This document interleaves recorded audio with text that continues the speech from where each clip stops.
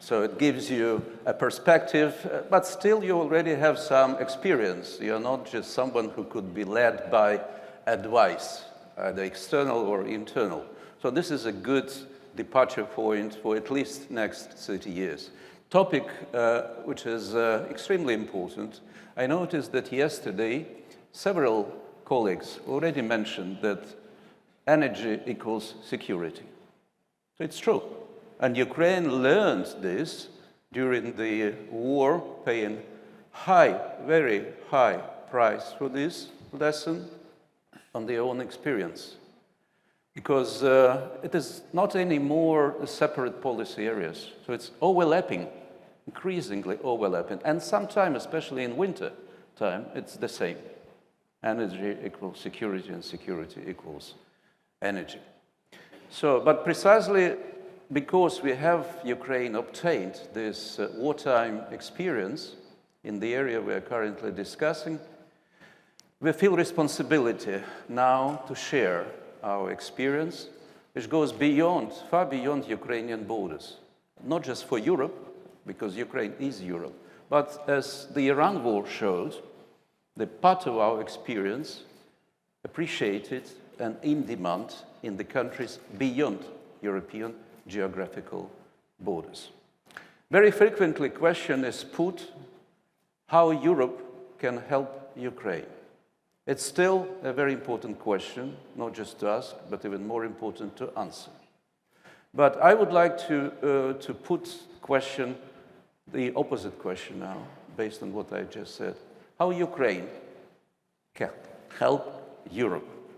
What Ukraine has in its possession that is important for Europe's safety, security, confidence.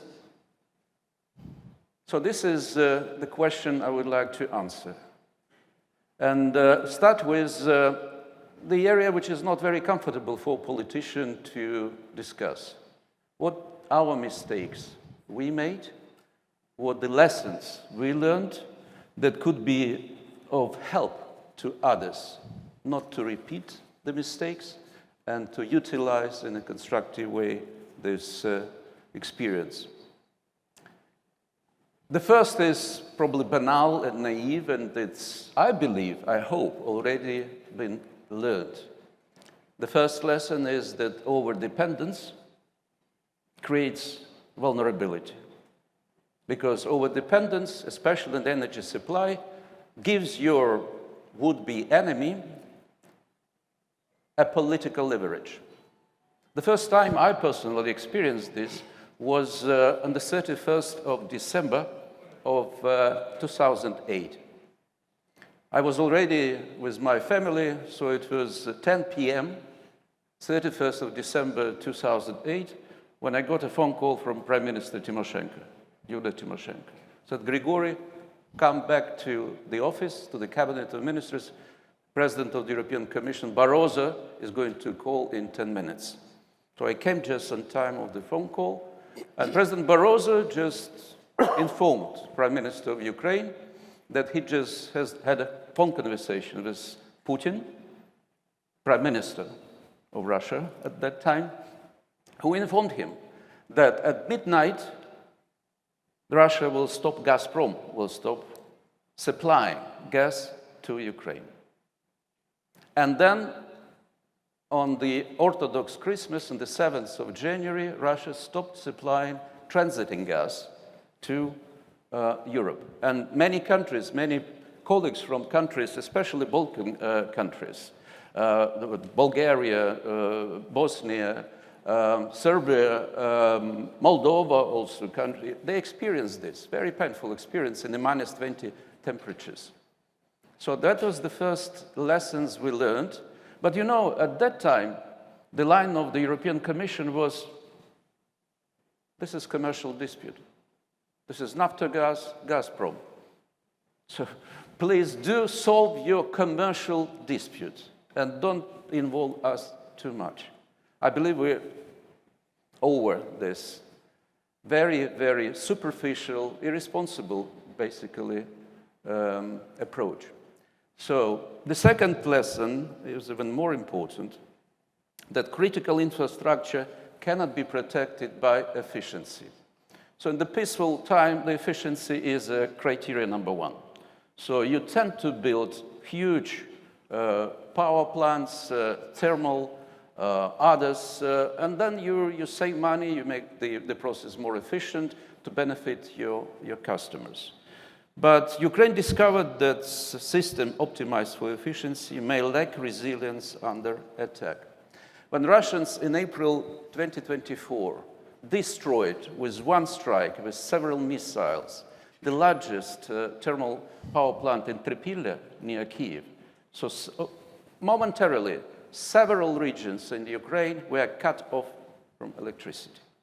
So, and they continued to do it in Burштyn, in western Ukraine, then in Hryhoriy in eastern Ukraine. So that was a strategy to do it.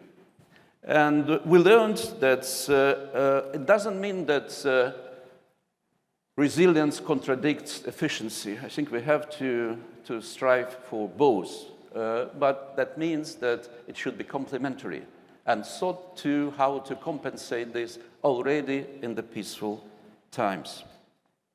The third lesson, repair capability is as important as the generation capacity. Because especially in the extreme weather conditions, especially for big megapolises, for large cities like Kyiv or Dnipro or Kharkiv or Odessa, when with overnight there is no heating, there is no electricity, there is not enough generators that people put in next to their apartments or their houses, they should be repaired quickly. That means that they should be prepared, the repair team, that should be prepared maintenance equipment, there should be prepared the storages where you could quickly deliver it, and you should be aware of the tactics, that they should not be too quick to come to the place where the strike happened, because in 5-10 minutes, Russians are doing the second or repetitive strikes to kill already those who came to repair. All these elements of the experience, very important to share and to understand. Lesson number 4, and Jeff probably would understand it, it would reconfirm it with me, that private business is a security partner. You could not rely at such extreme situation only on government in terms of all the things that I already mentioned. Private companies, municipalities, logistic providers are part of this. So DTEC, the company that's very important for Ukraine energy security, proved to be a very reliable partner for the government, for the municipalities, because it's them, because of their capacities, their network, we survived these harsh winters. And I'm confident that if the next harsh winter is ahead of us, we will survive it too. The lesson number 5 is regional solidarity cannot begin after crisis. So the regional trust cannot be built overnight. It's very important, especially with the neighbors. Ukraine has 4 EU member states that are our neighbors, Poland, Hungary, Slovakia, and Romania. So, and proximity matters in this way. And where we are speaking about the shared storages, storage equipment, the interconnectors, all these elements, they need to be prepared, including the crisis planning and crisis management in advance, not after the catastrophe happened. Hryhoriy, could you wrap up? And 2 last questions. Speed saves lives. How to restore electricity for millions within days, if not hours. That means that traditional procurement procedures at the time of the war, at the time of the crisis, do not work. So you have to be prepared for the emergency procurements and other elements of this. And last but not least, probably the most important for Ukraine in terms of overall understanding of its growing confidence, that domestic resilience, energy resilience, requires domestic capability. So it requires a manufacturing capability, it requires the domestic engineer, it requires skilled members. Without that, you cannot import just technology, you cannot just import the parts and to survive. And the final talk about the nuclear energy. I understand that that's a controversial to some countries present here issue, but for Ukraine, the nuclear energy proved to be a backbone of our resistance, while the flexibility came from other sources. Without the nuclear energy, Ukraine probably would face the energy collapse. But that requires also the understanding that the International Atomic Agency now only fit for the accidents, to dealing with the nuclear safety standards. It doesn't have prepared to be efficient while still playing the role at the nuclear power plants like Zaporizhia, the largest nuclear plant in Europe, became a battlefield.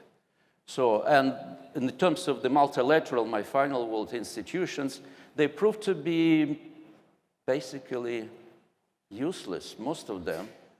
And there are two organizations in the world that has an access now, both to Ukraine and to Russia.